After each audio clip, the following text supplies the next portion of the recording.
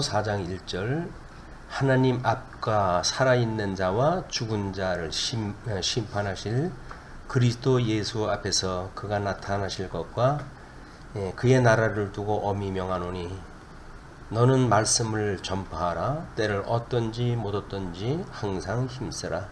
범사의 오래 참음과 가르침으로 경책하며 경계하며 권하라.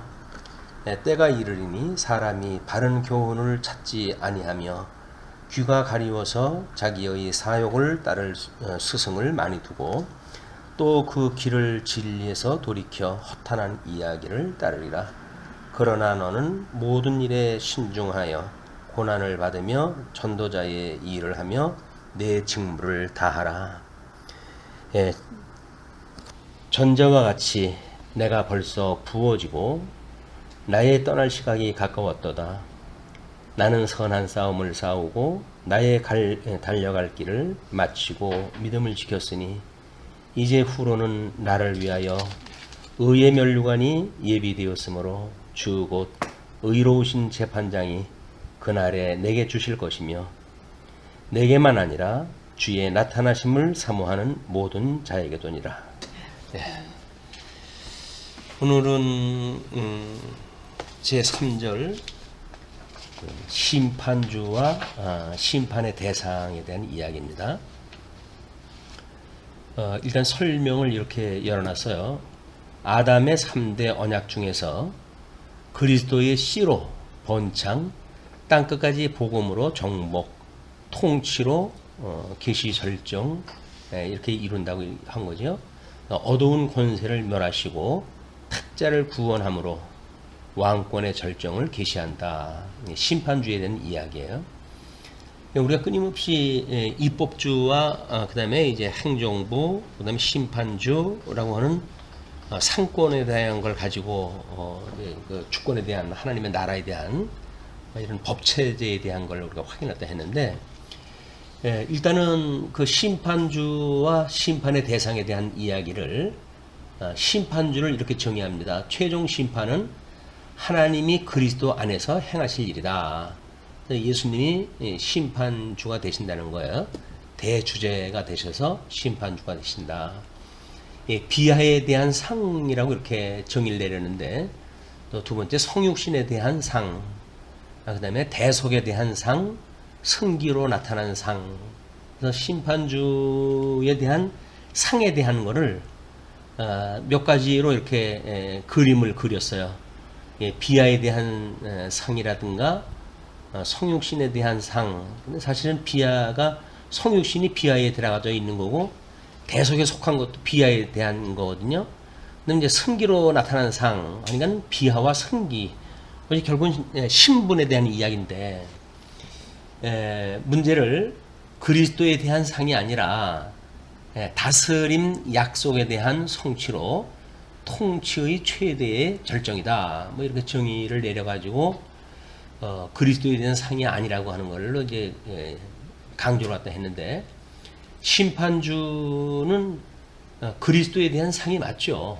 그리스도께서 하시는 일이니까 그것이 통치 언약의 이제 마지막 그 3대 언약 중에 통치 언약을 성취하시고 그래서 그 통치의 최대 절정을 이야기하는 거다. 이렇게 이야기를 했는데 그것이 예수 그리스도예요. 그러니까 그의 의와 나라를 구하라고 했을 때 의도 예수 그리스도고 나라도 예수 그리스도예요. 그러니까 예수 그리스도를 구하는 일인데 근데 그 의를 구하라 하는 그 의는 언약 자손을 이야기하는 것이고 나라를 구하라 라고 하는 그 이야기는 제사장 나라 그 언약 자손의 기초가 되어서 만들어지는 나라이기 때문에 우리는 그걸 나누어 가지고 보고 있지만은 실상은 기초 대신 예수 그리스도께서 그 위에 교회를 세우시고 그리고 음부의 권세가 무너뜨리지 못하는 교회를 세우시기 때문에 그 두 개가 결국은 하나입니다. 의와 나라는 결국 하나예요. 그래서 복과 나라 양대 언약으로 되어져 있기 때문에 우리 신명기나 출애굽기에서도 이제 약속하시기를 내가 너희들의 제사장 나라와 거룩한 백성을 삼겠다고 이렇게 이야기를 하기 때문에 거룩한 백성은 구별되어진 성별되어진 언약자손 예수 그리스도를 이야기를 하고, 그리고 그 나라는 그분의 기초 위에 세워질 나라를 이야기하는 거기 때문에 오히려 이것이 뭐 성육신의 그리스도에 대한 상이 아니고 다스림 약속에 대한 성취로 통치의 최대 절정이다라고 그런 그 이야기하는 것하고는 개념이 좀 다를 수도 있어요. 예수 그리스도께서 그 언약자손인 의와 그 다음에 그의 하나님 나라인 그 제사장 나라, 그 두 가지가 그냥 통치라고 하는 단순한 그런 걸로 이야기하기에는 광범위적인 것이다.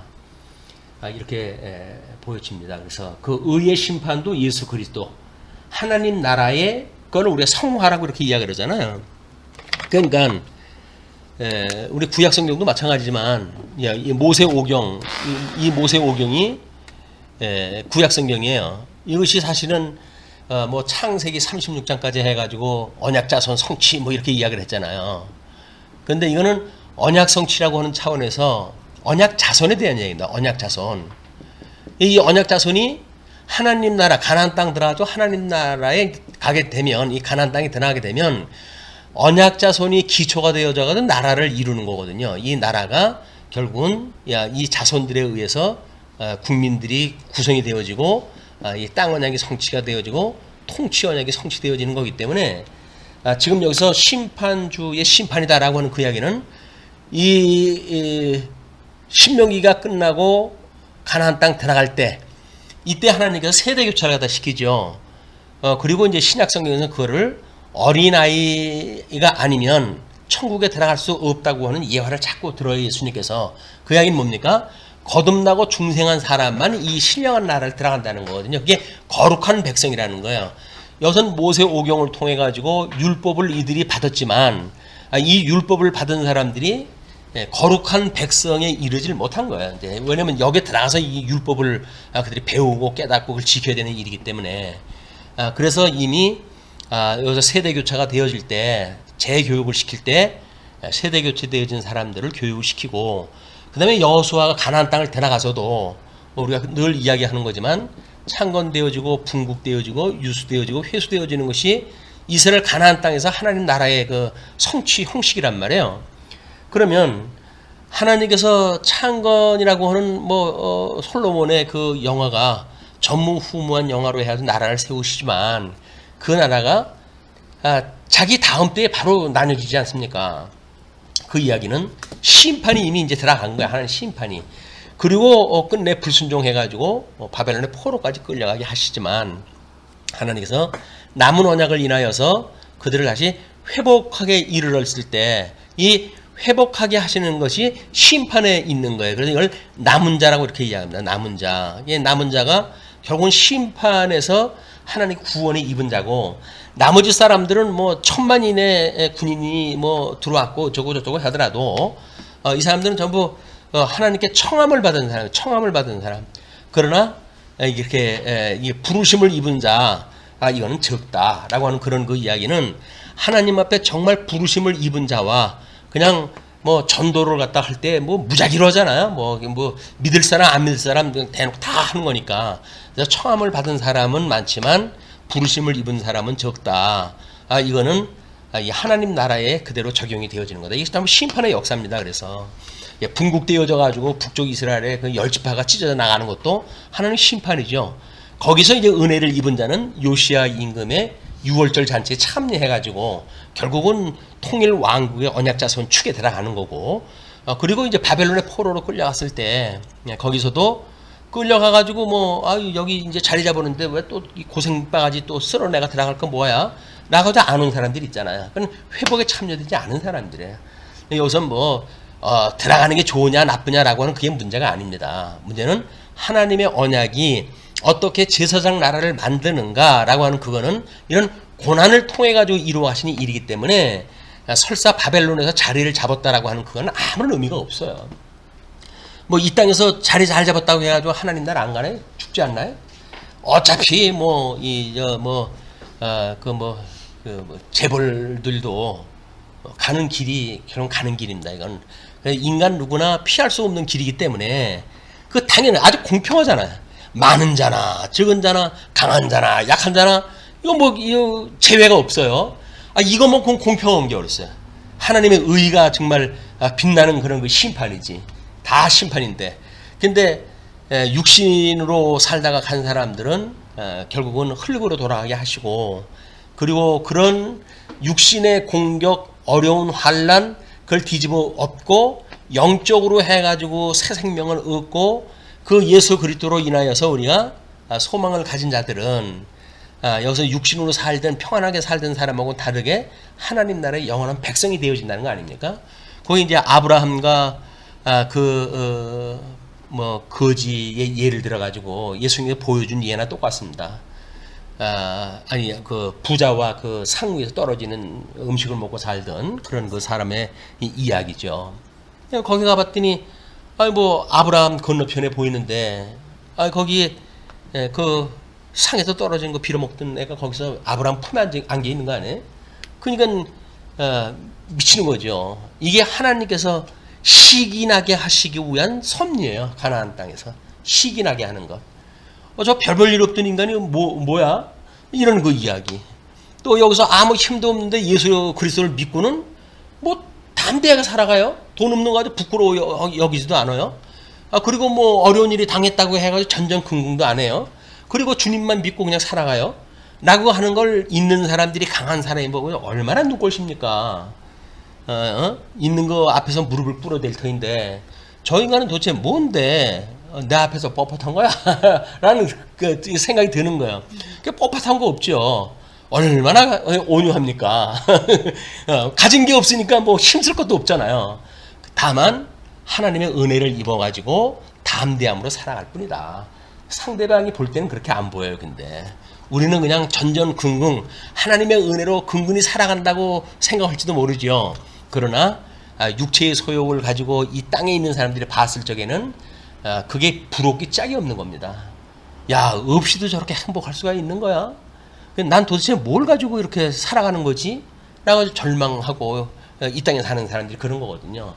우리가 하나님의 이 심판이라고 하는 그거는 뭐 지옥으로 간다, 천국으로 간다 그런 그 이야기가, 천국은 우리 심령의 평안을 얻는 게 이 천국 아니에요. 그러니까는 예수 그리스도로 인하여서 심령의 평강을 누리는 성도의 삶을 누리는 것이 이 심판, 하나님의 말씀의 결과로 떨어지는 거예요. 말씀을 듣고도 말씀이 우리가 일용할 양식이 안 되게 되면 우리는 지옥 같은 인생을 사는 거고, 그러나 하나님께서 또 우리들을 은혜로 붙들어 주셔가지고 지옥 같은 세상인데도 불구하고 은혜로 해석을 잘 해서 심령의 평강을 누리고 위로를 받으며 살아간다고 한다면 하나님의 심판이 임한 것이다. 심판주가 뭐 죽을 때 가서 심판이 아니라 우리의 이 살아가는 모든 여정들이 심판의 역사다. 하나님의 말씀이 떨어질 때마다 심판의 역사가 일어나는 거예요. 말씀을 듣고 우리가 회개하고 하나님께 돌아가느냐, 아니면 말씀을 듣고 길을 틀어막고 있느냐라고 하는 거에 의해서 우리는 심판을 당하고 있는 거다. 그런 맥락으로 봤을 때 뭐 이게 왕권의 절정의 계시라고 그런 그거를 강조하는 그거는 이제 모르겠어요. 이제 그 비난이 어떤 박형용 박사님의 지금 이야기하는 그 심판주의 의도를 뭐 다른 각도로 좀 보여주고 싶어서 그런 것 같은데, 심판주가 최종 심판은 하나님이고 그리스도 안에서 행하실 일이다라는 건 명제적인 일이에요. 다만 거기서 이제 비하에 대한 상 안에 성육신에 대한 상이나 대속에 대한 상이 들어가져 있기 때문에 비하의 상과 승기의 상으로 볼 수가 있다. 예수 그리스도의 신분이에요. 이게 이 감췄던 비밀이라는 겁니다. 어떻게 예수 그리스도의 낮아지시는 이런 어린 양 권세가 이 세상에서 높다고 자랑하는 짐승 권세들을 멸할 수가 있는가, 그 이야기죠. 우리는 세상의 것들로 해가지고 높고 강하고 귀하지 않으면 천대 밖으로 살아갈 것 같지만 어린 양 권세를 믿는 사람들은 결코 그렇지 않다. 이것이 끊임없이 뭐 우리 지체 부자유자가 예수님을 믿고 자유를 얻은 그런 사람들의 담대한 신앙생활에서 우리 읽어낼 수가 있는 겁니다. 그런 거를 사지가 멀쩡한데도 불구하고 그 사람들보다 불안하다고 한다면 우리 한번 좀 생각해 볼 문제죠. 이게 도대체 왜 이런 일이 일어나는가. 바로 심판의 역사다. 다음에 이제 심판 협조자에 대한 이야기예요.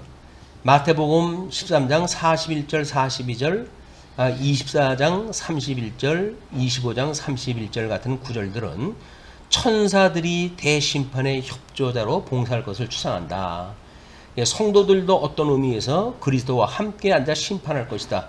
뭐 분봉왕이라고 한다면 그렇게 되어지겠죠. 이거는 천사라고 하는 것이 이제 요한계시록에 가게 되면 천사가 엄청나게 등장하다 하는데 그 천사가 이제 그 하나님 보좌가 있고 여기 이제 네 생물이 나와요. 네 생물. 이 네 생물에 대한 것이 뭐 소와 그다음에 뭐 사람의 얼굴과 사자의 얼굴과 뭐 이런 걸로 해가지고 이제 이 네 생물의 얼굴이 표현되어진단 말이에요. 이것이 에스겔서에서도 그대로 나오거든요. 이 에스겔서도 그냥 나와요. 근데 우리는 이거를 이제 지금 현재 우리 보수주의 신학자들은 이거를 나름대로 뭐 왕권을 이야기를 한다, 뭐 순종을 하는 누가복음에 나타나는 그런 사역을 하는 예수님을 이야기한다라고 이야기를 딱 하거든요. 이것이 우리들의 논리대로 봤을 때는 우리 직임에 대한 이야기, 왕직이라고 하는 이 직임에 대한 이야기거든요. 직임, 신분, 그다음에 뭐 사역, 그다음에 품위라고 하는 걸로 봤을 때 네 생물이 예수 그리스도의 이거를 돕는 일을 갖다 하는 거예요. 예수 그리스도 이 땅에 오셔가지고 이 일을 갖다 할 때 그 직임을 감당할 때 이 일을 갖다 한다. 그러면 지금 예수님이 보좌 우편에 계시잖아요. 그리고 성령을 보내주셨어요. 그리고 이걸 직접 통치를 갖다 한단 말이에요. 근데 그 직접 통치하는 것에 대한 거를 성령을 통해서 우리가 깨닫게 하시는데 이거를 영적인 사역은 어떻게 하는가? 이 교회에 사자에게 편지한다 이렇게 이야기를 하거든요. 사자에게 편지한다는 뭐예요? 직임을 맡고 있는 그런 그 사역도 우리 교회 뭐 로마서로부터 갈라디아서까지 교회의 직임으로 견인하시는 걸 나타내기 때문에 아마 우리가 이야기하고 있는 우리 통섭 성경 개론에서 이야기하고 있는 우리 복음서의 그 주제 이것이 오히려 더 잘 어울리는 그런 내용이 아닌가 이렇게 생각이 들어요. 그 다음에 이제 여기서 뭐 이 네 생물과 그다음에 이제 여기 24장로가 나오죠. 그 24장로를 이제 뭐 구약 그 12장로하고 신약교회 12사도다 이제 이걸 이렇게 읽고 있어요. 근데 현재에 이제 그 들어와가지고는 신학자들이 이건 장로로 볼 수가 없다. 대부분 그렇게 이해하는 쪽으로 추세가 기울어가고 있어요. 왜냐하면 24장로라고 한다면 여기에 지금 뭐 구약의 12사도하고 신약의 그 장로하고 신약의 12사도일 거 아니겠어요. 근데 요한은 지금 바깥에서 이걸 보고 있단 말이에요.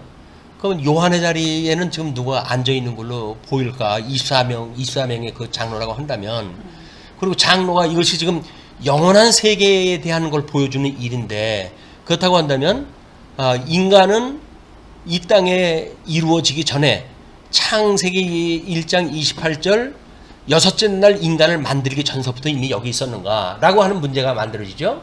그러면 우리가 이 땅에서 창세기 1장 28절에서 흙으로 사람을 빚어가지고 아담을 만드셨을 때는 이미 여섯째 날이에요. 그러면 이 천상계가 아니라 천하계입니다. 그래서 우리가 우리 인간에 대한 이제 뭐 그 영적 그런 어떤 생육 번성에 대한 이야기 이런 걸 이야기할 때 뭐라고 그랬냐면 우리는 창조되어진 거는 아담 한 사람밖에 없고 나머지 사람들은 아담으로부터 출생이 되어지는 거다 이렇게 확인했다 했어요. 그래서 아담 창조 모든 그 이후에 출생 그래서 창조 출생설을 우리는 지지한다 이렇게 이야기 되어졌기 때문에 우리들의 그 원리에 의할 것 같으면 24장로가 여기 있는 그 그림이 안 그려져요. 그리고 이제 거기에 뭐 일곱 나팔을 분 장로 뭐 천사라든지 거기에 뭐 더 큰 천사라든지 해도 수많은 천사들이 나오는데 그 천사들에 대한 언급은 없잖아요. 그리고 이제 여기에 뭐 천사의 무리들이 찬양하는 그런 그 내용이 나오고 그래요. 그렇기 때문에 지금 교회의 이런 중요한 사역을 갖다 할 때에는 24 보호자의 그 장로들이 이 일을 갖다 하는 수종자로 한다 이렇게 보여집니다. 그래서 이제 뭐 그 24장로가 이제 그거를 반대하는 사람들 입장에서는 천사의 장로가 있다고 하는 그런 거는 쓰질 않는다. 그런 표현을 쓰지 않는다. 뭐 이렇게 반대하는 사람도 있어요. 그러나 우리는 뭐 대군이라든지 뭐 이렇게 해가지고 그 천사장에 대한 이 언급을 또 하는 데가 있거든요. 그렇기 때문에 뭐 우리 천주교에서는 일곱 천사장에 대한 이야기를 하고 우리는 이제 3개 천사장의 이야기를 하죠. 그것이 우리 선지직, 왕직, 제사직에 대한 그런 거를 이제 우리는 언급을 하다 하는데 요한계시록에 가게 되면 이름도 없이 성도 없이 그냥 지칭되는 천사들이 있어요. 큰 천사, 더 큰 천사, 뭐 이렇게 해가지고 나발을 분 천사, 또는 대접을 가지고 있는 천사, 이런 수많은 천사들이 있기 때문에 24장로는 예수 그리스도의 이 사역을 수종드는 천사로 보는 것이 옳다라는 생각이 듭니다. 그렇기 때문에 지금 이 심판 협조자라고 하는 그 이야기는 심판뿐이 아니죠. 예수 그리스도의 전 사역에 대한 수종을 든다고 한다면 이제 그의 출생에 대한 선언부터 그리고 그가 뭐 이제 성전에 올라갈 때서부터 또는 뭐 그 사역을 갖다 할 때서부터 또 그의 제자들이 이제 옥에 갇혔을 때 뭐 때로는 그런 때로부터 이미 다 예수 그리스도의 동역에 일했다 하고 수종되는 일을 했다 했기 때문에 심판 협조자의 그런 어떤 협의적인 의미는 아니지만 그런 이 수많은 예수 그리스도의 공생의 사건이라든지 천상 사역을 수종드는 천사로서 마땅히 심판 협조자로 우리가 이야기할 수 있다. 뭐 이렇게 보여지는 거예요. 근데 이제 심판의 대상에 대한 이야기입니다. 악한 천사와 전 인류다. 심판의 대상이. 그 이야기는 심판의 대상은 심판이라고 하는 그 이야기는 영생과 영사로 해가지고 나뉘어지죠.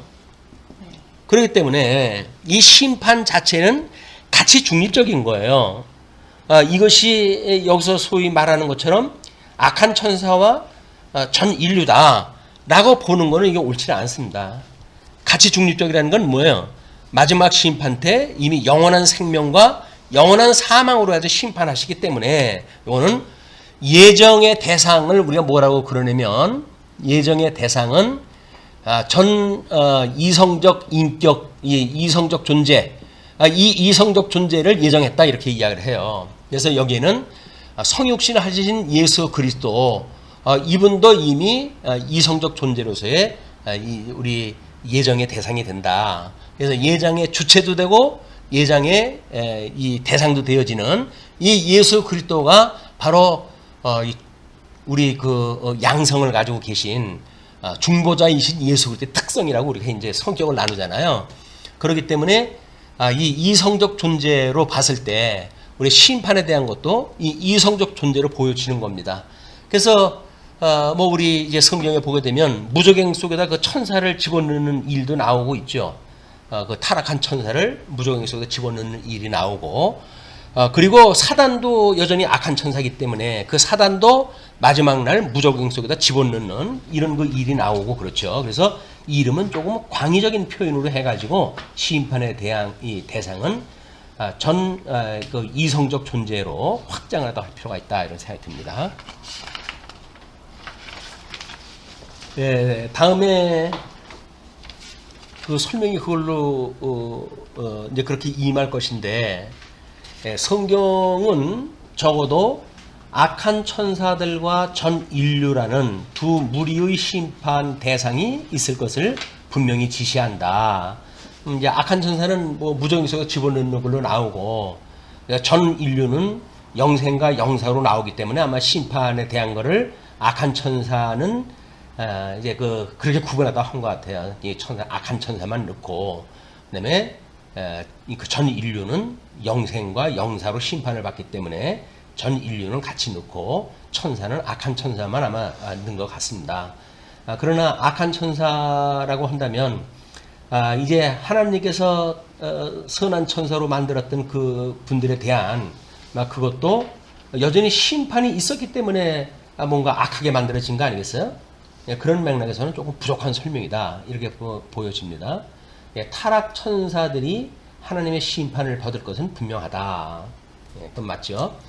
그리스도 신도라고 이렇게 이야기를 했어요. 요한 5장 24절에 문맥에 비추어 정죄의 심판을 받지 않는다는 것을 의미한다. 그걸 이렇게 세분해가지고 나누는데요. 용서받은 죄의 공포. 복음 신자들의 죄들은 용서받은 죄에 대하여 공포될 것. 그래서 물론 용서받은 죄를 죄로 기대하게 한다. 문제 제기를 하기를 용서받은 죄는 심판대에서 드러나지 않는다. 그리스도의 의를 덮었으므로 그런 그 이야기예요. 근데 그건 심판주가 봤을 때의 이야기고, 우리 이제 구원받은 사람들은 우리가 어떤 지경에 있다가 구원을 받는 걸 알잖아요. 그렇기 때문에 우리들은 끊임없이 우리의 죄를 기억을 갖다 하고, 거기서 우리가 자유로워진다는 이야기는 이 구속을 깨닫고 그게 자유로워진다는 이야기지. 잘못되어졌던 거를 까맣게 잊어버려가지고 마치 아무 생각 없는 인생들처럼 구속을 우리가 받는 게 아니다. 구속의 은혜라고 하는 거는 죄가 있어야 구속이라고 하는 것이 성립이 되잖아요. 왜? 그 죄로부터 구원을 했으니까.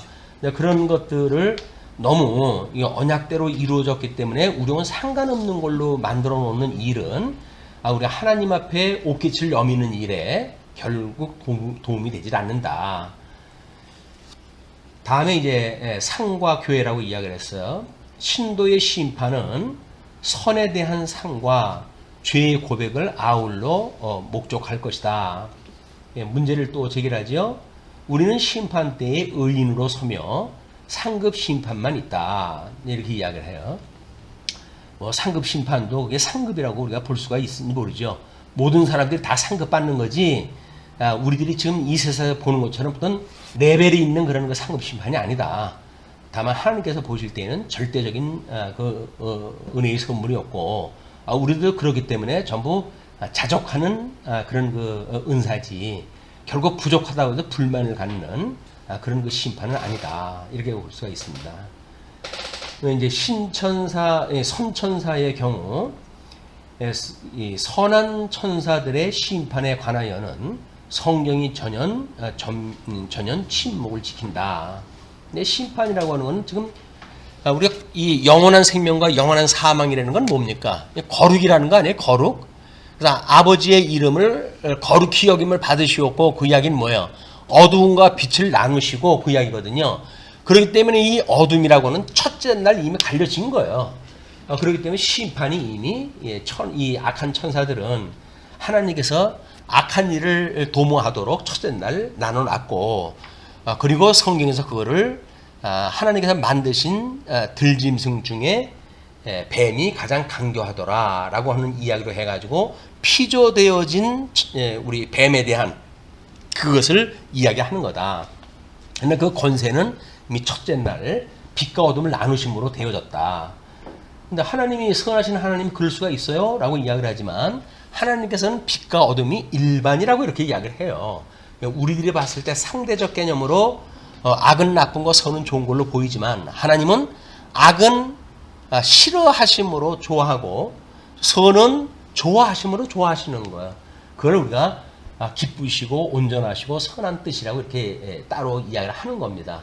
하나님이 싫어하심을 이루어 가시면서 그게 마음에 안 맞아 하신다고 한다면 전능자가 아니죠. 하나님은 전능자로서 마땅히 이 땅에서 악한 자들이 악한 일을 갖다 하게 하심으로 해가지고 당신의 그런 불의를 드러내게 하고, 그래서 하나님의 의를 돋보이게 하시는 하나님의 영광을 높이는 게 있다 하시기 때문에 하나님 말씀하는데 그게 어울리지 않는다는 등 그 이야기는 별로 염려할 일이 아니다. 우리들이 염려할 일이 아닙니다. 하나님께 다 알아가지고 당신 영광 선포하시고 영광 받으시기 때문에 인간들이 생각하는 것처럼 그런 것은 아니다. 다음 4절에 이제 심판의 시기와 수와 처소가 소개가 되어져요. 심판의 시기, 어느 때인가? 성경의 예언은 심판의 시기에 대하여 정확한 판단을 내릴 만한 논거를 우리에게 제시하지 않는다. 왜 그럴까요? 이렇게 볼 수밖에 없는 것이, 우리가 율법에 대한 우리 로마서를 공부할 적에도 그렇게 하지요. 이제 하나님 복음이 이미 선포될 때 이미 그들은 심판을 받았느니라. 이렇게 이제 나오나 말이에요. 이게 과거사로, 우리 계시되어진 세계 속에서 과거사로 설명이 되어질 때가 있고, 또 요한계시록에 가게 되면 완전히 무적용 속에다 집어넣는 어떤 그런 미래형으로 해야 사용되어지는 것도 있거든요. 근데 이거 심판이 어느 때냐라고 이야기를 하는데, 우리들이 그 심판을 예정이라고 하는 측면에서 보면 어느 때까지 거슬러 올라갈 수가 있을까요? 창세전에 그리스도 안에서 선택되어졌느냐, 유기되어졌느냐, 이때는 이미 거슬러 올라가요. 그리고 이제 그 빛과 어둠은 나뉠 때 이것도 심판이고, 둘째 날 공허한 그런 그거를 공간 세계를 나눌 때도 마찬가지고, 셋째 날 그런 그 혼돈의 세계를 나누실 때도 마찬가지로 심판의 역사다 다.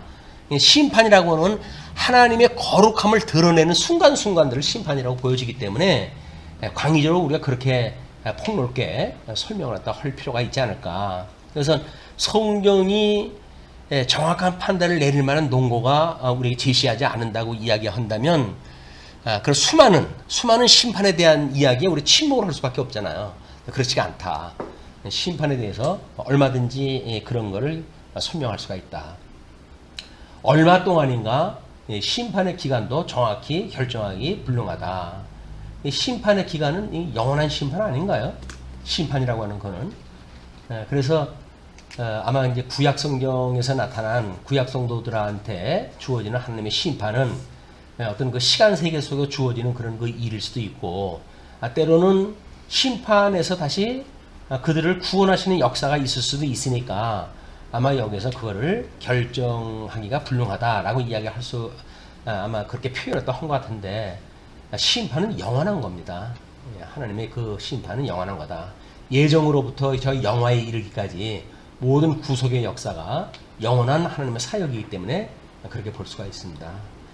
심판의 수, 우리는 최종 대심판은 최종 일반 부활 후에 1차 있을 뿐이라는 것을 의문 없이 긍정한다.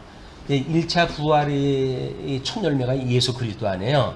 그 예수 그리스도로 인해 가지고 이제 예수 그리스도가 첫 번째 부활이고, 그 다음에 첫 번째 부활이 누구냐면 우리가 이 예수님 재림하실 때 우리가 변화를 받는 지상에 있는 사람들도 있고, 죽었던 자가 부활하는 그런 그 사건도 함께 있게 되잖아요. 그렇기 때문에 부활 후에 2차 있을 뿐이라는 것을 우리가 믿는데, 그러나 금일 시대론자들은, 시대론자들이라고 하는 그 이야기는 나름대로 이제 자유적인 어떤 그런 감각을 가지고 보거나 이런 자들의 이야기예요. 주의 재림 때에 부활한 성도들과 변화한 성도들의 심판은 성도들을 신원하기 위하여 천년 왕국에 그들의 지위를 지정한다. 우리 이제 천년 왕국을 이야기할 때 근본주의자들이 더 이렇게 이야기를 하니까, 이제 그런 그 이야기가 시대론자라고 이렇게 봤을 때, 우리 그 세대주의자들, 이런 사람들의 그 논의를 어떻게 봤냐면, 지금 주의 재림 때에 부활한 성도들과 변화한 성도들의 심판은 성도들을 신원하기 위하여 천년왕국에 그들의 지위를 지정한다. 그러니까는 분봉왕으로 이제 하나님께서 천년왕국을 세우신다는 거 아닙니까? 그러니까 그 세대론자들은 그렇게 본다는 거예요, 우리를. 그랬고, 두 번째, 대환란 직후에, 이 대환란이라고 하는 그 이야기도 세대론자들이 설명을 하기 시작한 겁니다. 7년 대환란설. 이거는 사실은 성경에 나와 있질 않아요.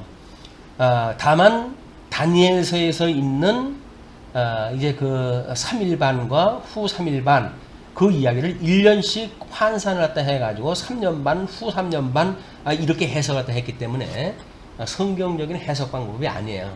그 대환란 직후에 그리스도에 나타나실 때에 심판은 이방 민족들로 심판하되 이스라엘의 남은 백성에게 전도하며 감화하는 일이라고 이렇게 이야기를 합니다.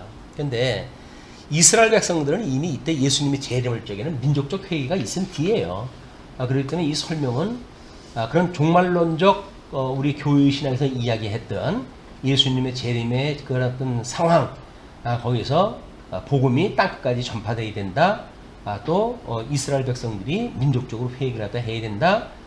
이런 것들이 다 조건이 맞아져야 예수님이 오시는 일이기 때문에 여기서 이렇게 말하는 건 그 논리에 맞지 않습니다.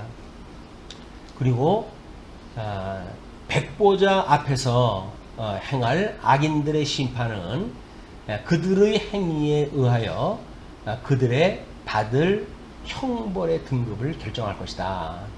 이것도 조금은 어떤 그 중세적인 냄새가 나죠. 왜냐하면 형벌의 등급을 나누는 거예요. 그래서 제일 뜨거운 지옥이 있고 조금 덜 뜨거운 지옥이 있고 라고 하는 걸로 구분되어지는 일인데, 지옥이라고 하는 건 사망세계입니다. 사망세계. 영적으로 해가지고 그냥 영원히 갈증을 가지고 살아가게 되어지는 지옥이기 때문에 어떤 물리적 이런 등급을 이야기한다든지 하는 그런 거는 별로 그렇게 성경적이지 않다. 오히려 성경적인 설명이 필요할 적에는 성경에서 침묵하고 있다고 이야기를 하고, 이런 거는 또 과거에 로마 교회에서 구습을 우리가 따가지고 이렇게 하는 거는 물론 뭐 살아있는 성도들한테 겁주기 위해서 하는지는 모르겠어요. 그러다가 제일 뜨거운 지옥 간다 이렇게 하기 위해서 그런지 모르겠지만, 그런 물리적인 방법으로 이런 걸 설명하는 방식은 이미 첫째 날 빛과 어둠으로 나눴듯이 그런 권세가 우리가 살아가는 걸로 이해가 되어집니다. 이게 그 심판의 처소지요. 신체 없는 영혼들이라도 편재하지 못한다는 사실은 말하지 말고라도 이 사무의 행동자 다수는 문자적 신체를 입어서 현재 지상에서와 마찬가지로 공간을 점령할 것이다. 이 심판의 처소를 시간, 공간 형상화되어져 있는 현재 세계의 그림을 버리지 못할 때 나타나는 현상이에요. 우리가 이제 그 사단에 대한 그런 우리 뭐 근거라든지 이런 것도 첫째 날 빛과 어둠을 나눠놨을 때 이 어둠의 권세 아래 있는 것이 어둠의 권세를 주장하는 천사라고 이렇게 이야기를 했잖아요. 그리고 이제 둘째 날 어떤 그 윗물과 아랫물로 나누고 궁창을 나눠놨을 때 이때에 이 어둠의 권세에 어떤 속했던 자가 이 하늘이라고 하는 이 공중에 처하게 되어진 것이 공중 권세 잡은 자라고 이렇게 성경에 명시가 되어져 있어요.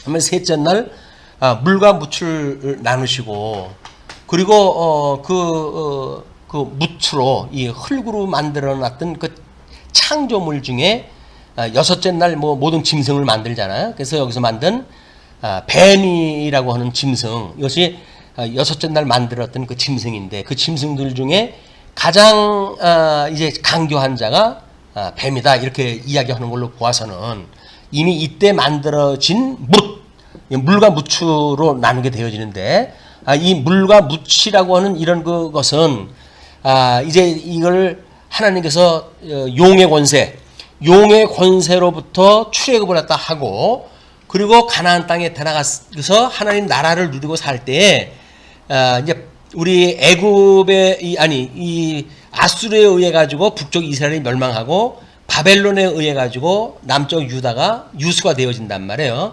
요거를 물에서 올라온 짐승, 묻에서 올라온 짐승으로 보통 이야기를 해요. 그렇기 때문에 애굽에서 출애굽을 했다 했을 때 이거 용이라고 이렇게 이야기를 해요. 용의 권세를 받아 가지고 하나님 나라에 갔을 때에도 결국은 이 짐승들이 용의 권세로부터 권세를 받는 거다. 그러니까 이거는 이미 첫째 날서부터 다 계속되어진 그런 이 어둠의 권세가 공중 권세로, 공중 권세가 여기서 뭐 이 용의 권세로, 용의 권세가 물에서 올라온 짐승, 묻에서 올라온 짐승의 권세로 등장하다 한다. 그러니까 수시로 변장을 해가면서 등장하다 하는 거야. 뭐 천사의 얼굴로도 가장을 하다 한다고 그랬으니까 이렇게 해가지고 시대마다 그런 그 역할을 갖다 하는 것이 우리 심판하는 걸로 본다고 하면 우리가 과연 빛과 어둠이라고 하는 천상계를 이야기했을 때 이걸 공간 개념으로 이야기를 할 수가 있을까? 그런 그 이야기예요. 빛과 어둠이라고 하는 그런 거를 영원한 세계라고 하는 생명세계와 사망세계라고 하는 막 그런 곳에는 이런 공간 개념이라고 하는 걸 뛰어넘어서 우리가 생각해야 된다라고 볼 수가 있고요. 그리고 여기서 뭐 이제 그 문제를 이렇게 이야기를 하는데 부활 후 심판이므로 부활체에 대한 심판이므로 시공형의 개념을 적용하면 안 된다. 여기서 이제 그걸 그렇게 이야기를 했어요. 왜냐면 내재되어진 세계는 시공형의 제한을 받는 세계지만 초월되어진 세계는 이 시공형을 초월한 세계이기 때문에 그렇습니다. 그럼 시공형을 초월했다고 해가지고 거기에 뭐 어떤 우리들에게 구별 없는 혼돈한 세계냐? 그건 아니잖아요. 첫째 날 우리가 하나님께서 이미 만드실 때 혼돈한 세계를 다 이제 물과 무추로 이렇게 분별을 갖다 하시고 했기 때문에 질서가 잡혀져 있는 세계고, 그거는 이미 심판이 첫째 날 다 이루어진 걸로 우리가 보게 되면 영원한 심판으로 볼 수가 있는 겁니다. 그리고 그 탁자는 예수의 의의 옷을 입었기에 빛으로 나가지만 어둠의 자식들은 어둠으로 간다. 지옥도 악인이 좋아서 가는 것이고 천국도 의인이 좋아서 간다. 이렇게 이야기를 하는데 일하는 거 하기 싫은 거를 우리가 이렇게 뭐 말 예쁘게 해가지고 일을 하게 하면 그거는 좋아서 하는 건가요? 싫어서 하는 건가요? 마지못해서. 그러니까 이 개념을 우리가 이제 잘 생각을 해야 될 것이 결국은 성도는 자유의지가 없어요. 그냥 사단에 매였느냐 아니면 성령에 매였느냐 그런 거 아니에요. 그럼 성령의 소욕에 매였으면 성령의 열매를 맺고 사단에 지금 매여져 있으면 사단의 열매를 맺는 거예요. 여기서 우리가 아무리 미사역으로 갖다 해가지고 그거를 기분 나쁘지 않게 설명을 했다 해도 여전히 지옥과 천국이에요. 우리가 일을 갖다 하는 거 하기 싫은 거 뭐 여기서 자기 폼내기 하기 위해서 얼마나 많습니까? 근데 그것이 별로 그렇게 덕이 안 된다. 왜냐면 언젠가는 그런 것들이 터져 나오거든요. 특히 교회가 어려움에 처했을 때 이제 제일 먼저 나와요. 내가 어떻게 했는데 그게 앞서서 일했던 사람들한테 제 일성 아닙니까? 내가 어떻게 했는데 내가 저희들한테 어떻게 했는데 그 이야기 아니에요? 얼마나 수많은 뭐 우리가 돈을 들여가지고 시간을 들여가지고 공을 들였는데 나를 몰라줘? 그 이야기로 가는 거예요. 이거는 안 하니만 못하는 일을 갖다 한 거예요. 왜? 안 했으면 한 것도 없으니까 뭐 불만할 것도 없잖아요. 뭐 어차피 나 안 한 건데 뭐. 근데 기껏 해놓고 나중에 불만을 한다고 한다면 그거는 정말 덧없는 인생을 산 거다.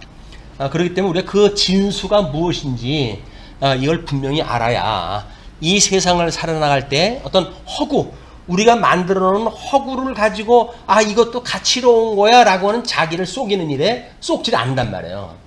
자칫 잘못하면 우리는 거기 속아요, 전부. 그걸 가치라고 하는 세계를 만들어 놓고 그래서 내가 이 일을 다 하니까 이건 좋은 일 아니야? 나쁜 일보다는 이게 좋잖아? 이렇게 이야기를 한단 말이에요. 근데 나쁜 일보다 이거 좋지 않아? 라고 하는 그 이야기는 상대적으로 본 거 아니에요. 이미 나쁜 일과 좋은 일을 상대적인 걸 놓고 봤을 때 좋은 일이라는 이야기거든요. 근데 이게 절대악 속에 있다고 한다면 이건 여전히 나쁜 일인 거예요. 그냥 상대적으로 봤을 때 좋은 일이라고 이야기를 했지만 절대악이라고 하는 개념으로 봤을 적에는 이건 나쁜 거다. 그 절대악의 개념을 우리가 제대로 파악이 안 되면 우리가 스스로 뭐 도덕법을 이야기하고 이렇게 하는데 거기서 정말 우리가 죄인이라고 하는 우리의 진면목을 보지는 못하는 거예요. 그걸 제대로 봐야 내가 뜨겁게 열심히 일했음에도 불구하고 그날 저녁에 하나님 앞에 하나님 내가 오늘 이렇게 하나님 앞에 교회 와서 이런 봉사를 했는데 이것이 정말 진정 성령의 소욕으로 인한 것입니까? 아니면 혹시 나의 유익을 위해서 나의 자랑을 위해서 한 것은 없습니까? 이런 걸 살피는 것이 우리가 우리 심판을 믿는 우리 삶을 돌아보는 일이란 말이에요. 근데 그런 것이 만약에 주어지지 않으면 그럼 우리는 100번 그런 거 할 생각 없죠. 기껏 우리가 잘하고 왔는데 굳이 저녁 때 왜 그걸 나쁜 걸로 다시 재해석을 하려고 그러겠어요. 안 되는 거예요, 우리는. 인생은 안 돼요. 그냥 안전장치로 해가지고 너는 어쩔 수 없이 하나님이 붙들어 주시면 아니면 안 돼! 라고 하는 아주 이런 특별한 하나님의 명령 앞에 우리가 서야 정말 이 칼날 같은 그런 하나님의 공의 위에 서야 내가 이런 걸 바로 볼 수가 있다. 아니면 우리가 얼마나 우리를 미워하는데요. 나름대로 미워하다 하고. 특히 지도자들은 그 미워할 수 있는 것이 없으면 괴로워서 못 살잖아요. 가르치는 자가 이 성경 연구도 안 하고 이제 그런 살았다고 칩시다. 그럼 얼마나 그 가치 와요. 그래도 하나님 주신 은혜로 내 쌓아놓은 지식이 얼만데 이렇게 할 수 있죠. 근데 만나는 다음 날 가면 썩는다. 안 돼. 일용할 양식으로 오늘 주시는 말씀 앞에 새로이 또 심판받고 또 심판받고 또 은혜를 또 우리가 노래하고 이렇게 가야지. 한 번 묻기는 영원한 묻기야. 이렇게 하게 되면 은혜에 찬송할 시간이 없어요. 이미 오래전에 이미 영광 다 찬양해 놓은 건데 새삼스럽게 민망스럽잖아. 이제 와가지고 뭘 영광을 또 찬양한다고 합니까, 주님? 이 오래전에 다 했는데요. 라고 하는 거랑 똑같은 이야기란 말이에요.